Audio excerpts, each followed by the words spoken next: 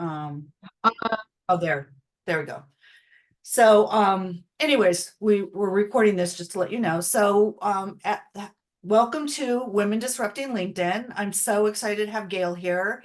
Uh, this Women Disrupting LinkedIn started probably, gosh, now it's probably been a year ago. And I started with Kristen Tippett, and we just looked at LinkedIn and said, you know what, there needs to be more women telling their stories. There needs to be more women disrupting, because LinkedIn, while it's, for me, has been the best platform, it's also a part of a larger culture that we live in, which is very bro oriented. And so we started to have women come on and start talking about their stories. So I'm so excited to have Gail. So Gail, why don't you introduce yourself? Thank you. I'm so happy to be here with you, Michelle. I'm Gail Harris. I live in Framingham, Massachusetts, and LinkedIn is actually my only platform that I'm on too, because my women are on LinkedIn. And I'm a certified ghostwriter specializing in women's memoir. And storytelling is what brought us here together. I'm letting in Kristen now, Kristen Awesome. Tippett. Yeah, storytelling is what brought us together. So it's so special to have this conversation with you. I really appreciate it. Yeah, I'm really excited about this. And I don't know how we connected. I think you might have DM'd me or been on, one of the audios or something. But we ended up connecting, and boy, did we connect. We have the same passion and the same purpose, and that is to help. I have to find another word of helping, co-creating with other women, so that they are able to tell their stories. So why don't Yes. you tell us how you got started in this? Oh, sure. Um, I actually started out as an ad copywriter. I wasn't one of these people that always felt like I had a book in me. So I grew up in New York City. And I started out on Madison Avenue and doing ad copy. I was always very creative, it just, I laugh. I tell people I came out reciting headlines. It just kind of came easy to me. And so copywriting was a way I could write and earn a living, it just kind of came.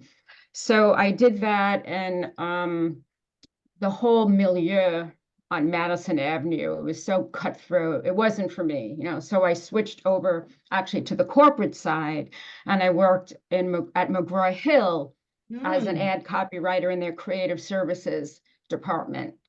And it was great because I got to do this great work. But it wasn't that, going through so many levels, in the ad industry part. But actually, I want to go back to that for a second and share a real story. So I was working on the Avon account, and I wrote an ad for Avon Ultrawear, and I actually won an Andy Award for writing that ad, and I was still a secretary. That's what got me promoted to being a junior copywriter. So I wanted to throw that in. It was really like amazing. But anyway, so Wow. yeah, I love telling that story. It was really great. But anyway, after I switched over and I worked at McGraw-Hill for about 6 years. I got very involved in my spiritual path. That's Hmm. when my own spirituality and my own connection of knowing that I'm connected to something greater out there. Right. And so I moved into a yoga ashram, and I lived in a yoga ashram for 2 years, and I got into yoga and meditation. And after that I was there for about 2 years. That after that, that's when I realized that I had a book in me. It was like I could not write this book. And it's a self-help book. It's called Your Heart Knows the Answer: How Mhm. to Trust Yourself and Make the Choices That Are Right for You. And that's why I was like, when I was watching with you and Jennifer Fielder on Thursday night, Yeah. and you were like talking about that, I was like, oh, yes, yes, yes. Because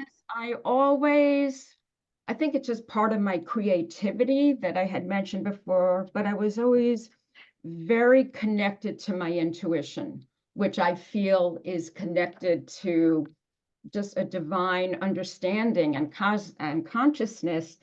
I just didn't trust it. Uh, yeah,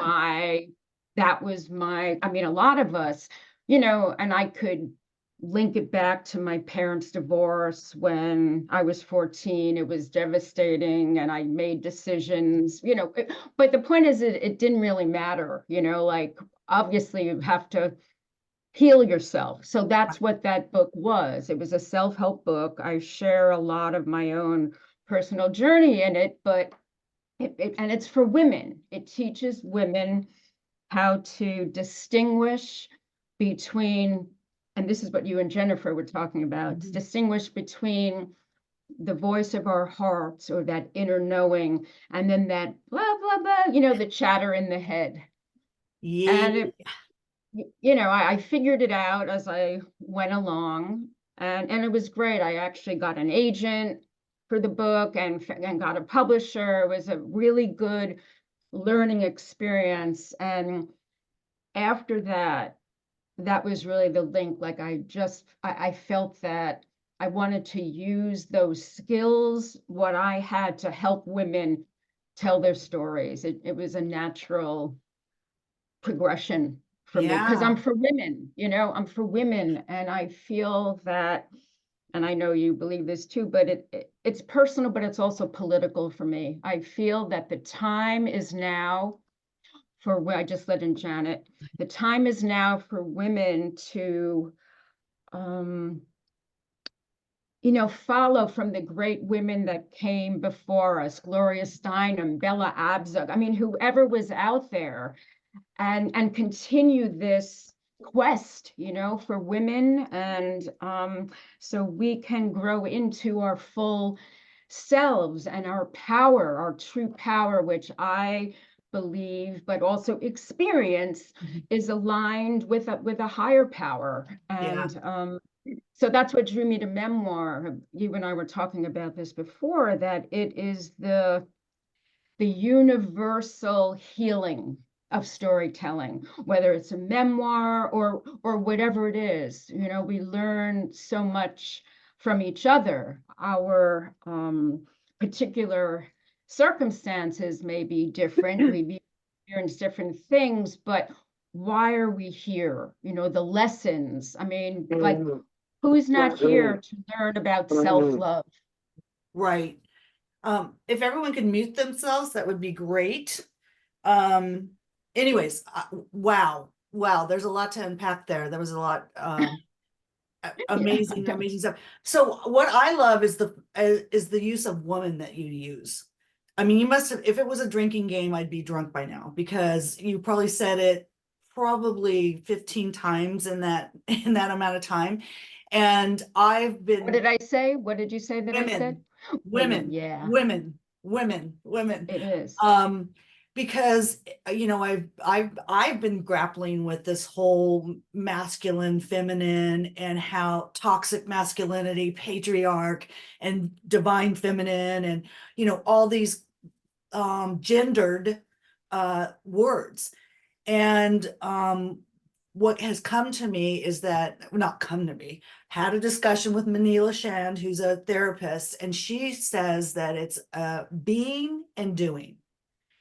So being is the feminine and doing is the masculine, and you need both. And what has happened is we're so unbalanced. We're do, get things done. Let's go. You know, that we're burning out, that we're not having the time to listen to our hearts and our intuition. And that is one of the feminine traits, is our intuition. And if we listen to our gut, our heart, our intuition, the world, everyone needs to do this. The world will be so much better. And so I have, I talked to a gentleman about this, and he said he is your average male. He is 5'10", white, 170 pounds, so very average. He grew up in the Mormon church, and he said that his brother became a woman, and in the Mormon church, in the Mormon culture, and he said that she had made that choice to listen to her heart and her voice and all that. He says what he is having problems with is that we're in this allegedly more open, non-binary, fluid, gender, when in truth, our culture is truly gendered.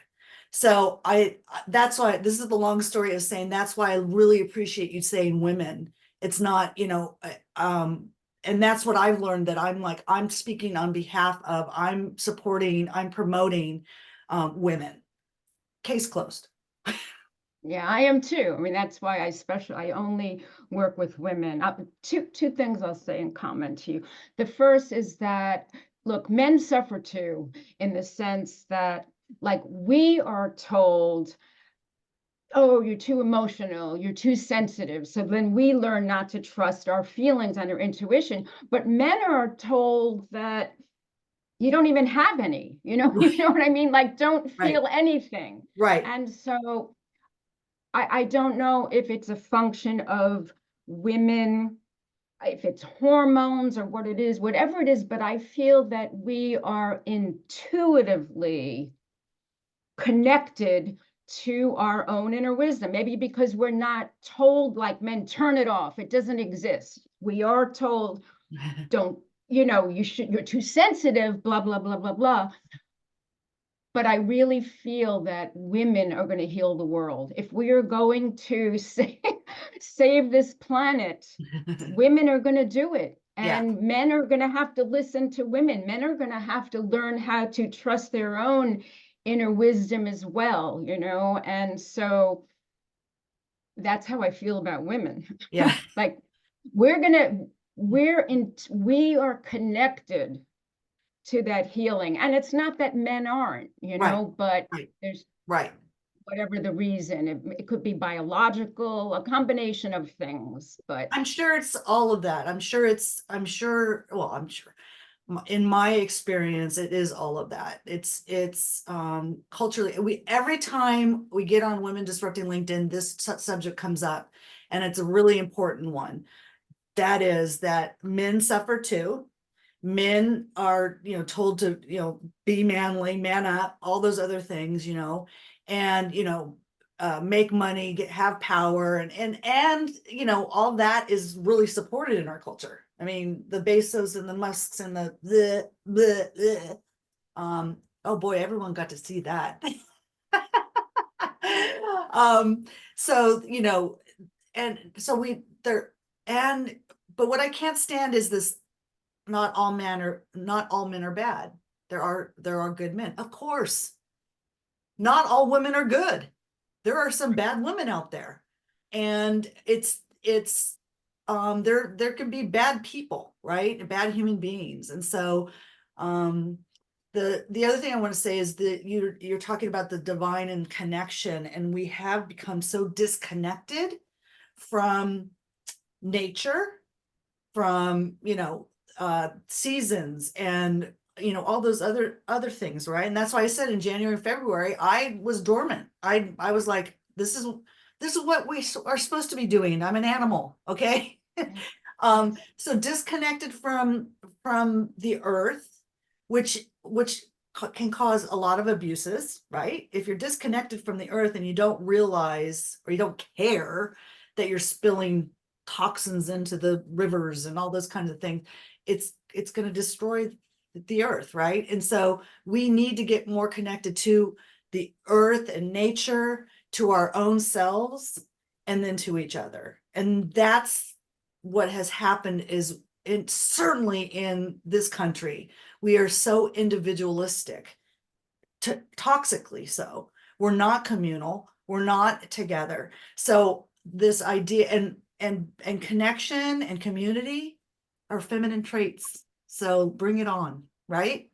Yeah, yeah. And everything that you just said, where it all leads me to is, at the bottom line, it's an individual journey, whether we're a man or a woman or whatever it is, to do our own individual healing and connect back with nature and connect with what's greater than ourselves. Nobody can do it for you. It's an Right. inner journey, and everybody either chooses to do that or not.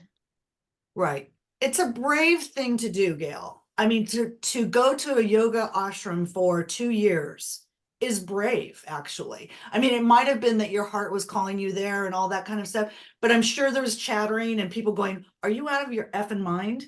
Are you kidding My me?" father, I remember he came to visit me. I was there for about 2 years, and they were like, "Oh, she's going in a cult," like, yeah, all that sort of stuff. But I'll tell you what drew me there. I mean, I got into the yoga and the meditation, and then the spiritual leader there, or the guru, he said a term, which is a very common term right now, but witness consciousness. Hmm. And that was it. I heard that and I'm like, I have to go there, because witness consciousness or objective observation for me meant I have to get my personal self and all my wounds out of the way so I can heal, so I can raise the moment. How can I serve? And that's where the journey begins, because that's hard to do. We've had experiences where we've been abused or left or abandoned. It's all that human experience, and we have to learn how. This is my own spiritual journey. I Yeah, can't yeah. say what's right for anybody else, but what I have learned is that, yeah, I have a lot of pain inside of me from this reason, that reason, blah blah blah. And for a long time, I thought there's no way I could survive if I let those feelings come up, that it would kill me, and so I don't think I'm unusual in this. Either we suppress it because we don't want to deal with it, or it takes us over and we're blowing up and we're putting our crap, all over onto everybody. And so witness consciousness, this is why I moved into the ashram. I mean, obviously I was on my way. It Right. spoke to me so deeply because it made me realize, wait a second, I'm more than human. I'm not my emotions and what I'm feeling inside, but I can learn to observe them. That doesn't mean not feel them. It Right. means not let them take me over. Right. And that's been the greatest teaching for me. It's been going on for years, a little more and more it's a lifetime journey. Right. But I have learned, I mean, I can go into how, blah, blah, blah, but I have actually learned that the way for me of liberation is to let those feelings come up so they can go up into the universe where they really belong. Right. And it's taken a lot of practice. It's a daily practice. I've had teachers that I've drawn to help me. But when we let ourselves feel it, it goes away. It's the Mhm. resisting, like, no, no, no, no, no, I don't feel that. Then we keep it forever and regurgitate and we take it out on other people and we suffer. So it's been really healing for me. It's made me a better memoirist, I'll tell you that. Yeah. Everything's connected, your personal life and professional. There's no silos, it's all Right. Right. Well, there's no silos for you now and for me now. I know that for most of my life, I did do silos. I did it. I right. mean, I was a mom, I was a wife, I was an employee, I was a boss, I was a friend, and none of the two should meet, whatever that saying is. And so now is the coming together of what is personal is professional, what is professional is personal. It's all meshed together. um and one of the things that I would, that I'm really trying to allow myself and allow other women is to what was I going to say? Oh gosh, totally, it will come up again. It will come up again. Mhm. To your point, Jennifer calls our skin bags, that we are actually spiritual, beings, and that all this stuff, human experience, the skin bag experience, is until we get to the point where everything is combined, when everything is our emotional, our spiritual, everything is in balance, then we can actually tell our stories. Because to your point, like I used to rage, right? I used to rage against the machine. That was me. I was like so fucking pissed at the world.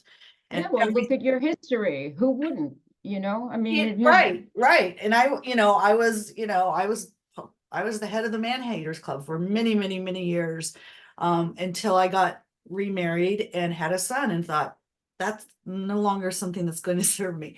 But to your point, I was so angry and so in my emotions, so the victim, that I often couldn't articulate, and it would come out really shitty. I mean, really, or the other thing that we do, is if we're repressing all this stuff, we become shopaholics, alcoholics, addicts, anything to avoid the feelings.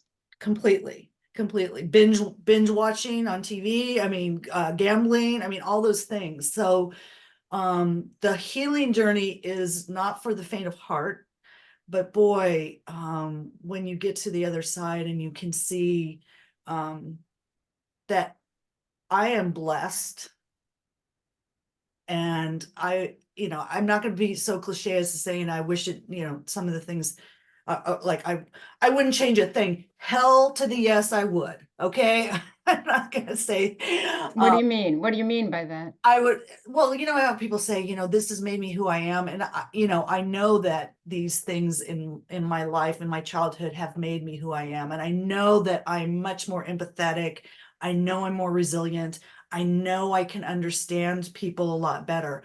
But I guess this is what I'm saying, is that I wish I could expedite the healing for women. I wish I spent so many years doing, avoiding, that until I was like 35, and That's I, not bad, honestly. thank you. Thank you, Gail. You know what? I say the same thing, like, oh, like 60-year-old women that are saying like, I finally get it. I finally, I'm finally putting myself first. I'm finally practicing self-devotion. I'm finally doing what I want to do. I just wish our daughters would learn that a little, and maybe they are. I mean, I feel like my daughters haven't had the I same. know, but you know what else, Michelle? We're all on our own journeys. Yeah, There's so much, just so much we can do, even for our kids, right. like, there comes that point where we have to let go, and we can do what we can do and express our gifts, and the rest is up to each individual person to want to take that inward journey. That's You're how I right. look at it. You're right.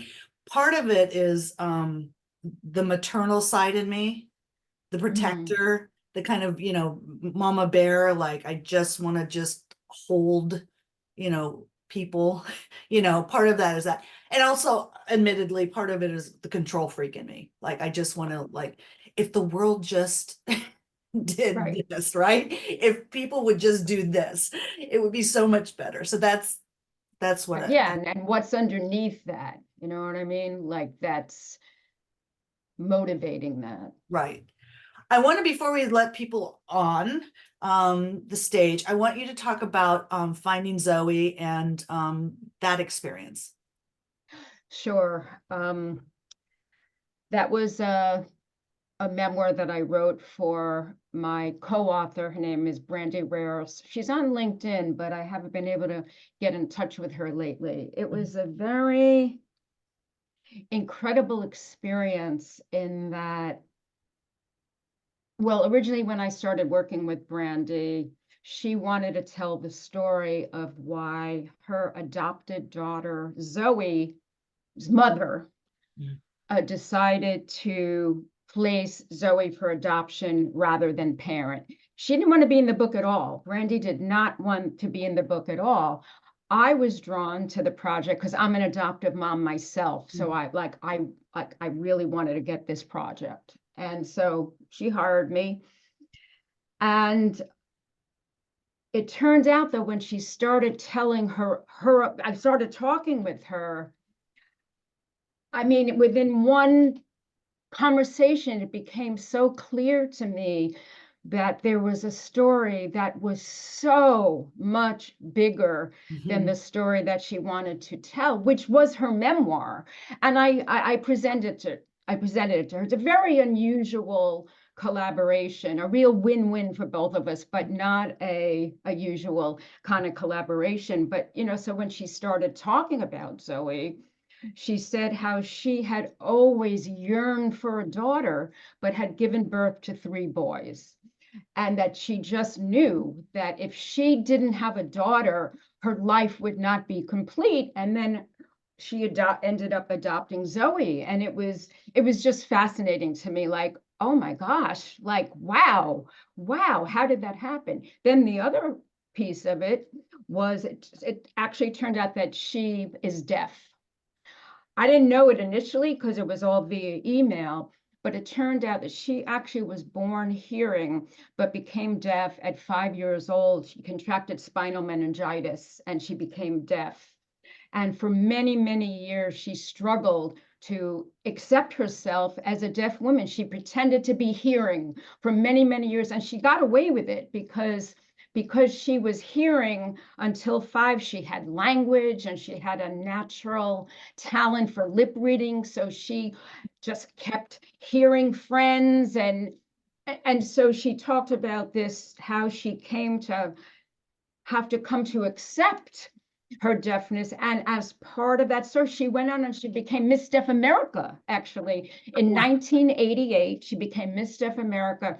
And this is during the time of what I call the deaf revolution. I had never met a deaf person in my life before. So when I came on and when I showed this vision of her for the story, she wanted to do it, but she didn't have time to do it. She was a vice president of a company and 4 kids. So I ended up taking on the research of the works, the research that I needed. So I learned all about deaf culture and deaf history. And in 1988, when she became Miss Deaf America, that was a time of the deaf revolution, where it happened at Gallaudet University in 1988, is the only deaf university specifically for deaf people, is like called the Harvard of deaf universities. They closed down the school in protest of finally wanting to have a deaf president. For 125 years since its inception from Congress, they only had a hearing president. It was on the 6 o'clock news for a week. The students closed down the school in protest for, to finally get their deaf president. And they got their deaf president, and it's called the Gallaudet Uprising. It was actually the precursor to the ADA, why the American Disabilities Act got passed. Well, it turned out that Brandy's husband, Tim, led the Gallaudet Uprising. Oh my gosh. So it just kept getting, I was like, I can't believe this. It got better and better and better.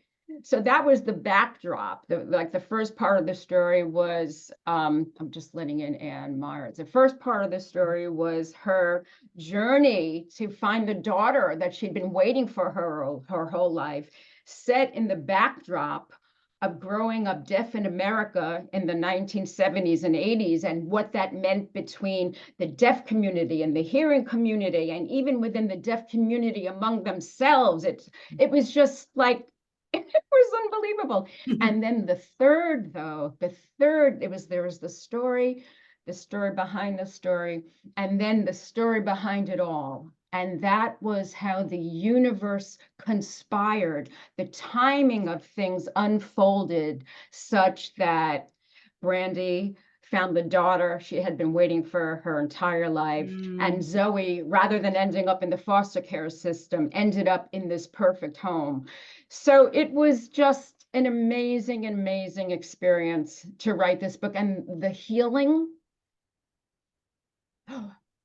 very briefly, just to say, to understand the story, because Zoe's birth mother, Jess, one night stand, became pregnant at 17, wanted to place the baby for adoption. The father, BJ, 22, a very, very unusual young man who, instead of wanting to run away, he wanted to raise his daughter. So they got into a hassle and just found adoptive family parents for Zoe. Her name was Celine back then. BJ sued for custody because he wanted that daughter so much. So I interviewed everybody. It turned out everybody's story in relation to Zoe, Sandy and Savan, they were the first adoptive family. So BJ finally changed his mind. Like, he went through this soul searching, like, what do I do? And then to sum it up, I could say he realized it's better if Zoe has one Christmas instead of two. So Wow. he relinquished it. Zoe went to the first adoptive family and actually became deaf while she was living with the first adoptive family. What? Yes, it was a very, at this point, I mean, it's such a complex thing. So when Jess was pregnant with Zoe, it's this rare thing, but she actually contracted the CMV virus, which the only time it affects a baby in a utero is it has to be the birth mother's first pregnancy. She has to contract it between the 22nd and 24th weeks of pregnancy. And even when that happens, only 10% of people of the kids actually have any kind of symptoms. You could become deaf, you could become blind, you know, paralyzed. I don't remember exactly what it was, but Wow. that's what happened. So Jess kind of knew, getting inklings. She didn't say anything. She was 17. She said, "Oh, it must be her allergy to milk."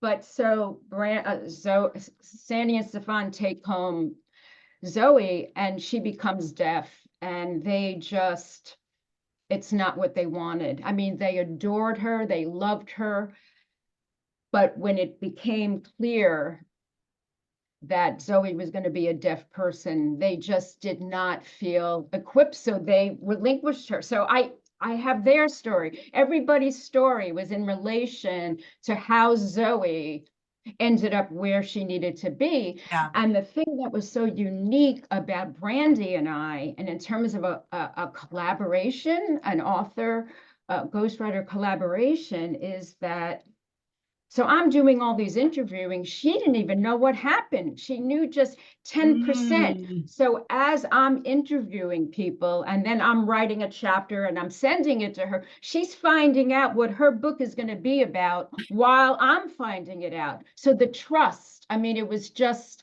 extraordinary. I could go on, but I interviewed about 20 people for this story, including working with sign language interpreters. It was a real steep learning curve for me, but a beautiful, beautiful experience. And then actually I did become an IPNE Book Award finalist for writing the book, which is Independent Publishers of New England. So it was I learned so much. Just the orchestration of how the cosmos Mhm. made this happen. That was what the third level of the story was actually about. How did this all happen? Right, right. It's interesting. It sounds, I mean, while, like you said, the circumstances are very different between yours and Brandy's journey, it sounds very similar in terms That's of, the whole point.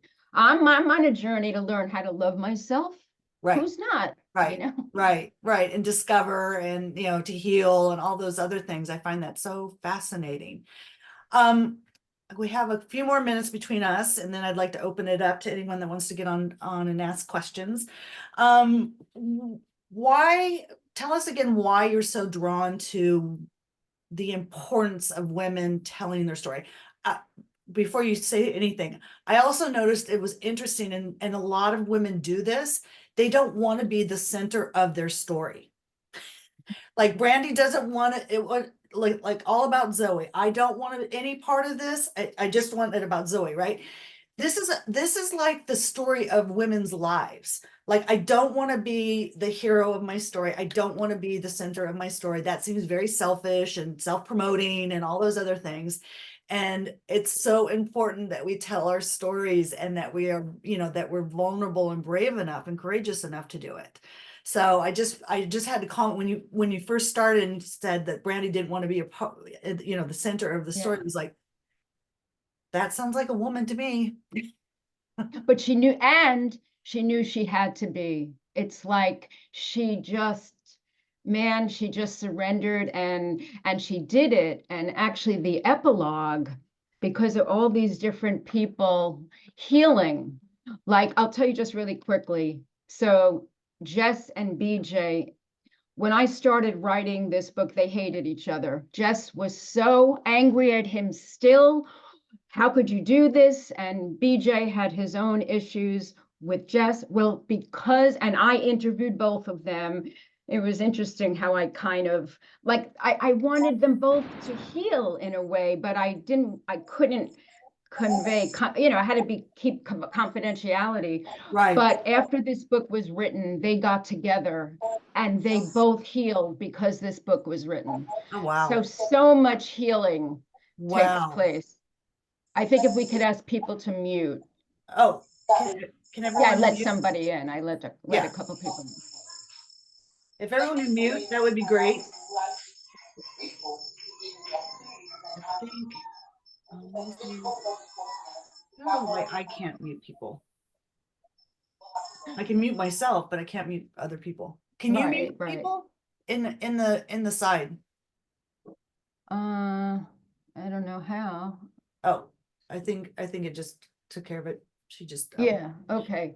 anyways, But everybody has to want to heal. You know what I mean? It's right. like bringing it back to what you said. First of all, I'll tell you, memoir is very popular now. So as much as what you're saying, that's an issue for women, we don't want to be the center of our own lives.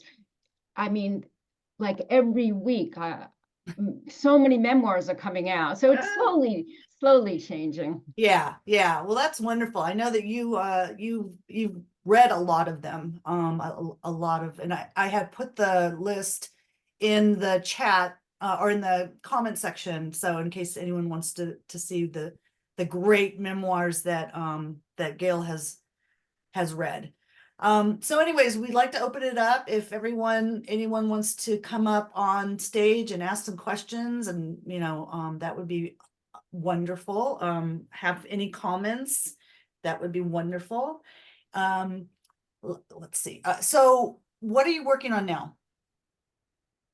Oh, I'm working with an author now. We just started, and I can't say too much because my author I signed a confidentiality statement, but I will say that the exquisiteness of she and I being brought together, it's like we're both like we dropped dead, we can't believe it about how perfect it is. So I'm getting into this now, really delving into the interviewing part of the process, and it's extraordinary. It's just I couldn't ask for. This is another thing, I read a lot of memoirs. I had my Monday memoir campaign going on for a while. I have to put that on hold because I'm very busy now. But the whole idea behind that was how much I learn about myself from reading other people's memoirs. I can't tell you how much I learn about myself from collaborating and writing other women's memoirs. I mean, it's blowing my mind just how much I have learned about myself in the last month since I started working on this project. It's unbelievable. That's awesome. That's awesome. So are you taking clients? What exactly, where are you you said you're busy, but where are you in your business? Yeah, I'm not taking on any full ghostwriting manuscript project at this time. It's a very, for me, every ghostwriter is different. I mean, some people take on several projects at one time. That doesn't work for me. It's like I find that even like with my author now, the story is so complex. You have to embody that author in order to be able to tell the story they want to tell in their voice. And so it's this kind of like no siloing kind of thing. Right. But with me and my projects, it is so, I'm thinking about it all the time. I'm, viewing the interviews, I'm reading the transcripts. So I'm good with that for a while, but I am taking on coaching clients. If Okay. somebody wants to do their own writing, then, I can work with them. Very cool. I'm gonna let Janet in now, Cool. Can I say because Janet has her something? hand up. Oh, go ahead and let her, you can let Janet in too. Hi, Shelley. Hi. So quickly, I have to get off for a phone call, but one of the things I wanted to mention, yeah, not only do I work with a lot of ghostwriters and business owners, but two of the reasons that Gail has been so successful on LinkedIn is because she is demonstrating her skill in the responses that she gives to other people's comments. And Oh, the response is so well written and so authentic, just her, that really I work with a lot of people, and I cannot tell you that people get the same kind of draw response as Gail has gotten. And so it's impressive because you can't be afraid to teach your information. You can't be afraid. You have to educate and engage people. And I just have to say, Gail's done that really beautifully. So if your talk was about being effective on LinkedIn or these great women, her example is amazing. wow. Thank you. I just want to say though, Shelley, I love you so much. I'm just being myself. I mean, the Right. point, like for me, LinkedIn is like, if I'm going to comment, I'm just being me. The whole point is to communicate with somebody, to Right. make a connection with somebody, to say, well, what do I feel in this moment about it? I'm just being me, Right, but I work with a lot of people, and when I'm, the strategy is to share your content. Don't be afraid to give it away. And people say to me, I've worked so hard to create that content. That's mine. Why would I give it? I want to get paid for that. And what I'm saying is give it from can your imagine. heart, and it will come back to you, which is, when I started working with Gail, I'm just like, they have to see and hear you, period. Uh-huh. And once you're seen and heard, if you've done the work that Gail has done, that I've done, that maybe some of you have done, you can't help but win. Right. Right. You can't mean their help but inner win. work? You mean our own inner journey, or do Our you mean own inner work business? gives us the confidence, the courage. I don't care. I'll give it. Tell me what you want to know. I'll give you your answer, because you know what that's going to do? If you get to see me and hear me, you're going to say, you know what? I liked what she had to say. I want to hear more. So we give, and we give, not over giving, not the women's stuff, but in terms of work, teach them what you know, and they're going to be inspired to want more from you. So with that, nice job, all of you. I have to go to a meeting. I'm just glad I had a cancellation. So I was like, all right, I can jump in. That's awesome. Thank you so much for Thanks for- showing up, Shelley. Yeah. Thank Thanks you very coming, much. And Shelley. thank you all for showing up. Yeah. Talk to you. We just have to be ourselves, Yeah, I think the authenticity part, and it's not, again, for the faint of heart. Can you let Janet up? I'm here. I just was waiting for a little break. Oh, so you don't want the video. Got it. You just want to talk. Yeah, I'm in my car. Excuse me. Oh, be careful, Janet. Yeah, oh, no, it's fine. Luckily I'm at a stop sign. I want to echo what Shelley just said. I love seeing whenever you post on LinkedIn, because whatever you post is thought-provoking. And so you should definitely take pride in that, because it's fun to see that, especially now that I know you. And I love that you share women's stories and that you want to empower them. My question is there any way that we can support you on your journey? And if so, how can we? Oh, you're so wonderful. Thank you so much. Janet and I met one-on-one, and it was just a beautiful, beautiful conversation. I think I'm good, honestly. Like I really say in my 60s, I have reached the point in my life where I have done so much inner work on myself, where it's just all coming together now. I mean, I'm turning away work, and it's like, the doubt comes up, the self-doubt comes up. Like I Sure. just referred somebody to somebody this morning, but that's my growth. Okay. I'm Right. uncomfortable, but I have to let it go. So I'm just doing like what Shelley said. I'm not looking for a full ghost running project right now, as I explained, because I'm completely immersed in the one that I have. But I'm meeting with women all the time because I love women. So it has to do with just being who I am, and the rest will fall into place. When I'm ready to take on the next project, it'll happen. Right. So thank you, but it's all good. It's all good. Does that make sense? It makes complete sense to me. I mean, maybe Janet has another way of looking at it. Yeah. No, actually, I Thank you think it so much, totally Janet. does. Oh, you're so welcome. I think it totally makes sense. And I'm not surprised to hear that answer, but I always love to support people. And so I wanted to be able to support you in any way. And I have Finding Zoe on my list of things to read. What Aw. other books have you ghost authored Um, or there ghost was a written? self-help book that I wrote. It's called Your Heart Knows the Answer, How to Trust Yourself and Make the Choices That Are Right for You. I don't know if you were on yet when I talked about that. She, I must have missed it. I'm sorry. If it's in the beginning, I'll go watch it Yeah, later. this is a self-help book. It's called Your Heart Knows the Answer, How to Trust Yourself and Make the Choices That Are Right for You. I'd love to send you a copy. I need that book. I know.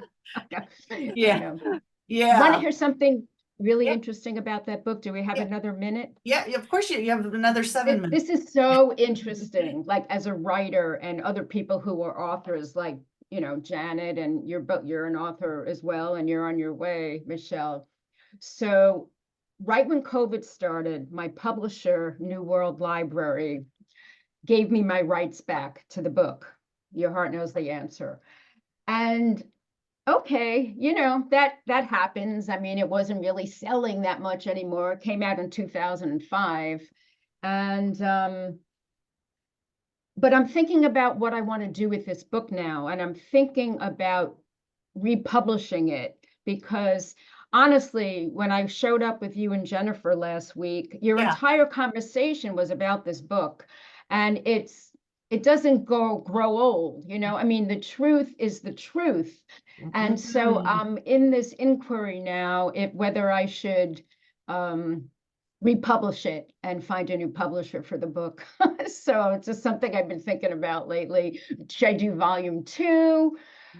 Should I just let it be? Anyway, I'm exploring that right now. Well, obviously listen to your heart, but I don't think it would be a bad idea at all. In fact, I Yeah, I think it would know. be a good idea. And I also think, I mean, you're saying that things are aligning and things are coming together. And so there might, in the next few months, there might be an opportunity. Someone might come to you and say something, but and this is, like you said, it's the truth, which is so awesome. You don't have, you could maybe do a forward or, an Right. update. That's what I have to decide what I want to do. But the point is, it is basically part 1 helps us to distinguish between the voice of our heart and those other voices in the head, and gives practice on learning how to trust them. I mean, that never goes out of style, Right. I mean, the world is falling apart. Yeah, I mean, it's so funny that Jennifer actually also spoke about that same thing about remember she was saying that she was in production, film, Hollywood, all that bullshit. Right. And she was out on her porch and she heard the voice saying, "This is not it." And she Right. spent 7 hours trying to figure out what that voice was. And, I she got a know. I one-way know. ticket to Poland. I mean, I I think this is the big one of the big issues that women have with listening to the voices. We don't trust ourselves because we've been told we're not trustworthy. Right. That's what the Adam and whole book is. Eve, Pandora's box. I mean, Right, right. Madonna whore. I mean, hysterical woman. I mean, we've been told we're not trustworthy, that we're too emotional. We're too, so Exactly. I that's know. what you and I and everyone here I know is trying to disrupt that. And the first person, the first case study, it needs to be yourself. I Right. know a lot of coaches and a lot of women that, what you should do and what you need to do. And it's like, no, no, no, no, no, that's not what I need. And what I love about Janet is that we don't ask for help. We are told that we're supposed to do it all. I just had a workshop with these women and I said, what does society think? Give me an image of what society thinks about women. And there were two images from two separate women of octopus arms and a woman like in a business suit in a yoga position with a Oh, baby and wow. with a computer and making dinner and One or the other. Yeah. so we're told that we need to be doing all that, and that if we're not doing, then we're somehow failing, and we're failing ourselves. I mean, we're getting burnt out, and we're not taking care of ourselves. So I love that that you're really grounded in who you are, your spirituality, your meditation, your yoga, like that is really important. It's a Um, lifetime journey, I Right. mean, it never stops. I just have to say really quickly that when you and Jennifer were discussing this last week, I was saying, is this a sign, universe, that I should do this? For sure. Yeah. I'm really, really glad that you decided to do this. So the last couple of minutes, I so appreciate Gail, and I appreciate you as a human being first and foremost, and as a woman. You are just so authentic and so unafraid to be vulnerable. I mean, you're like, when you say you love someone on LinkedIn, I know you're not just saying that just to say it. I know that you really mean it. So I really, really appreciated you coming on and Oh, fighting the fight, supporting, the women. I really do appreciate it. So oh, it's my honor. I mean, we're definitely connected to each other. Hi, Kathy. I am so sorry. Our other one went No out and then problem. We're just okay. wrapping Hi, up hi, now. Gail. we're Um, just finishing up, Kathy, actually. Okay. Yeah, I know. I'm really sorry. I just Oh, didn't but the want you to. fact that you just showed up anyway is incredible. Yeah, you're so supportive. We were just talking about what a great woman Gail is, and you're another champion of women, and we really appreciate it. So Oh, well, this thank you. Thank is you. being recorded. And so I'm gonna give it to Gail to do whatever she wants with it. So I don't know if we want to post it or what Yeah, that would be great. That would be so that you great. could actually listen to it. So Oh, I would love that. I would absolutely love that. Yeah. awesome. Thank you so much for showing up. Well, And Gail, once again, thank you so That much. just shows women, right? I Women do know. this for each other. I It's know. like right there. That's love. Right. That's love. yeah, What it yeah. comes down to. It's Yeah. love. Yeah. And we It, need it is. It's about, well, for me, I don't know if you know my story, but I was given a life I don't, but I want to. yeah, I was given a life sentence 2 years ago, and told to get my affairs in order. I have Oh, I have severe stage COPD and congestive heart failure and stuff, and so at that time is when I decided to develop a community based on my own personal experiences. And I have found that by being totally transparent and taking all the bullshit out and coming forward and just talking about what my real feelings are, it has gravitated so many women because I'm at the point where I don't give a shit, I'm so moved. Yep. Oh, Yep. Yep. and so now I've surpassed the year that I was given to live.